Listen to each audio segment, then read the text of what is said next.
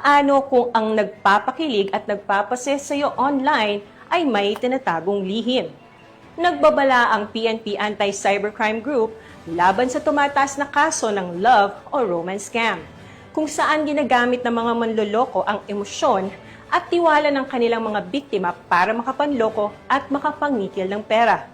Mag-ingat dahil sa isang iglap, ang akalang pag-ibig ay maaaring palang mauwi sa panlilinlang. Narito ang paalala mula sa PNP Anti-Cybercrime Group.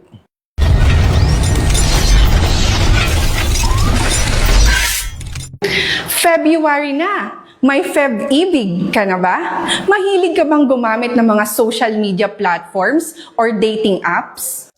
Ma'am, excuse po, saan po kayo nagkakilala ng asawa mo? Nagkakilala po kami sa trabaho kasi dati po kami magkatrabaho. Tapos niligawan niya po ako ng personal, tapos sinuyo. Tapos ngayon po kami na at nagkaroon na po kami ng 2 anak.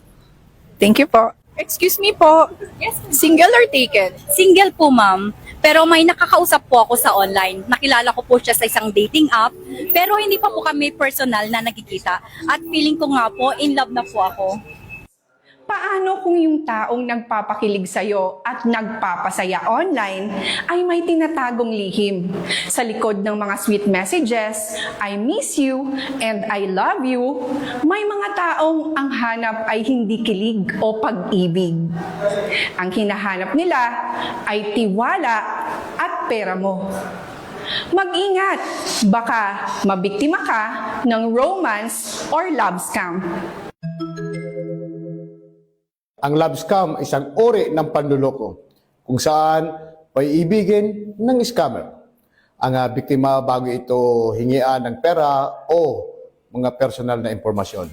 So, ang scammer ay karaniwang nagpapanggap na foreigner o overseas worker, nagtatrabaho sa ibang bansa upang makuha ang loob at ang tiwala. Mabilis ma-inlove, ayaw mag-video call, laging may problema sa pera, at humingi ng bank details, OTP, OID o mga personal na impormasyon, lalo-lalo na mga litrato o video ng biktima.